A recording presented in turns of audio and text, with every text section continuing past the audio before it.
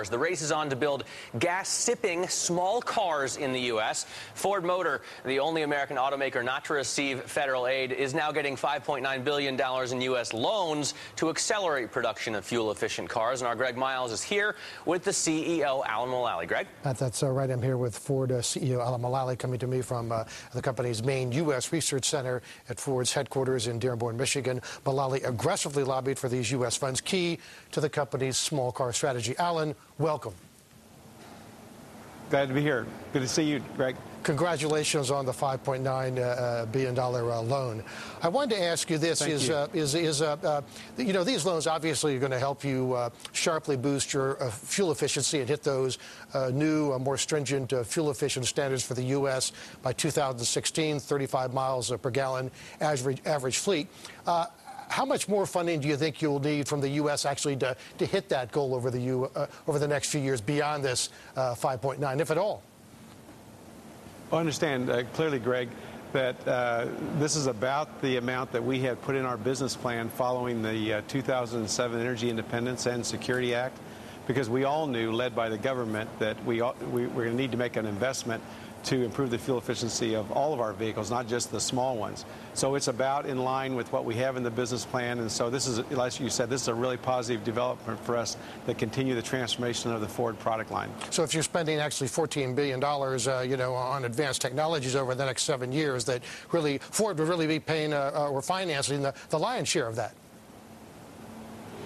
Well, this, again, is associated with the $25 billion that the government put aside to make an investment in the fuel efficiency technologies. And it's really a positive thing for Ford, because the amount reflects how much of our enabling technology and our product line is aligned with our national policy to improve the fuel mileage and reduce the CO2. So this is a very, very positive alignment. Now, one thing you talked about actually in your announcement today was that actually this is going to help you boost the fuel efficiency of more than a dozen cars, including the Taurus, the Focus, the Escape, the Ford F-150 pickup truck. Can you give our viewers some detail here? Let's say, for example, the Focus. Where are we now as far as miles per gallon, and where do you think your spending will get that over the next few years? Well, the neatest thing about our plan, Greg, that I know that you know well, is that our commitment is that no matter what the size of the vehicle is, that every year we are going to improve the quality, fuel efficiency, and safety and the value of our Ford products, whether they're small, medium, or large cars, utilities, and trucks. And in general, right away with the enabling technology that we're talking about, we're going to be able to make a significant improvement in fuel efficiency, upwards of 20%, and a 15% reduction in CO2, and that's in every vehicle, no matter what its size. So it gets the volume out so we can really make a difference for the consumer. Now, what share of that gain is going to come from the traditional gas combustion engine, making improvements in that engine versus alternative technology such as electricity or biofuels, et cetera? Well, exactly, and the Ford plan is very robust in that the foundation of the fuel efficiency improvement is improving the internal combustion engine. And the key technologies there, Greg, are turbocharging and direct fuel injection, where we can achieve a 20% reduction in fuel efficiency and a 20% improvement in fuel efficiency and a 15% reduction in CO2. Now, following that, on the technology roadmap are the alternative fuels like ethanol.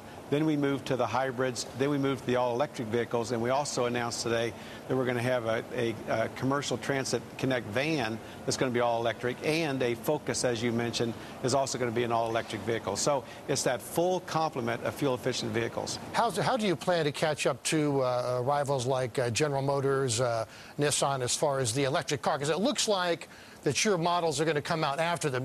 General Motors Volt comes out in late 2010. Coming out after them, does that concern you in terms of them getting mind share, market share, whatever?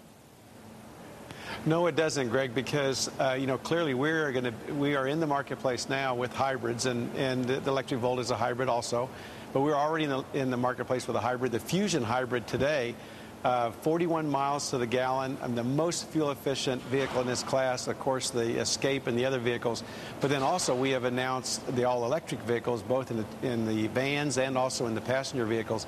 So we are right there on the leading edge of the most fuel-efficient vehicles in the world. So the point is that you don't feel you're going to be out of position or be left behind competitively by coming out a little bit later. Well, not at all. And in many cases, on the all-electric vehicles and the hybrids, we are even ahead. So we're in a very good competitive position. But the important thing is that we have a roadmap that improves the internal combustion engine today and then moves to hybrids and all-electric vehicles in a partnership with the U.S. government, which is what we're announcing today. Alan, let me clarify this. You know, a lot of several foreign automakers, including Hyundai, Kia, Volkswagen, Subaru, have actually significantly boosted their market share in the U.S. in the past few years, especially by selling small cars.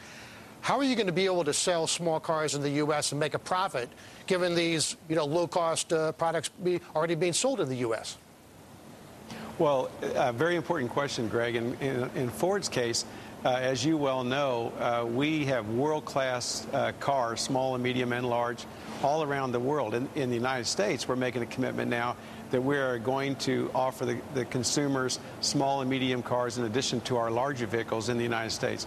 And so you take the scale of all of our vehicles around the world, our intellectual capital, the size of it, the scale, and you combine that with the fact that the transformation agreements we've made with the UAW, what we've done about productivity and quality, we now, for the first time, can make money on our cars, no matter what size, in the United States. I think a neat proof point, Greg, is that we are converting now one of our truck plants in Wayne, here in Michigan, from making the bigger SUVs over to the new Focus, and that Focus will be both the internal combustion engine, the petrol version, plus an all-electric vehicle, and we will make money on it for the good of all of us. So this is a great development for manufacturing in the United States. Could I clarify, can you make money on the Focus now in the U.S.? Most analysts I talk to say you're not making money on the Focus, including debt, interest costs, and corporate costs, or will you be able to make money on the Focus with this new plant? We will be able to make money on the new Focus going forward with this new plan because we have all the elements in place now with our restructuring, with our agreements with the UAW, and also with the scale by using the scale of our vehicles around the world. To clarify here, then you're not making money on the Focus right now, then, under the current contract? I think it's pretty well documented that it's been harder to make money on the smaller vehicles in the United States, which in our case is why one of the reasons we haven't been focused on it. But with the new agreements that we have in place and with our scale and leveraging our scale around the world, we're absolutely going to make money on every vehicle, which is absolutely the right thing to do because we want a reasonable return so we can keep investing in the future products. Now, several analysts do say, at least in the U.S. market, that gas prices are going to have to go to as high as $3 to $4 a gallon to get the kind of demand and volume in the U.S. market, that you need to make a profit off your U.S., products, small cars, correct or not? Well, we have a point of view that we have a fundamental mismatch between energy demand and energy capacity. So over time, we are anticipating that we all are going to be dealing with higher energy prices. So in Ford's case, the decision we made is that we're going to be in every market segment, small, medium, and large, and then allow the customer to decide which vehicles and which size they really want, knowing that no matter what the vehicle size, small, medium, and large, they can count on continuous improvement in fuel efficiency in every vehicle from Ford. One thing about continuous improvement, by the way, I read that story in the New York Times today about the Ford family watching what they were hoping was the continuous improvement, of Ford, okay, under your leadership, sticking by you in very difficult times. Has the Ford family told you they're happy with how you're doing, how things are going? Well, the Ford family is, their consistency of purpose and their belief in Ford has been a tremendous asset. And like all of our investors, they are very, very pleased with the fact that we have a solid plan going forward, that the plan is working. We're on our way back to profitability in 2011, and we're doing it on the strength of a complete family of vehicles, and every one of those vehicles being best in class. So I think everybody, all the stakeholders associated with Ford, are very excited about the direction and the progress we're making, Greg. Alan, we got 15 seconds left. So in other words, the family's a lot less concerned about Ford's future than maybe 6 months ago. 15 seconds. I think they're very pleased with the Ford plan and the progress we're making, Greg. Alan, we got to go. I want to thank you very much for your time. I hope we can talk to you again soon.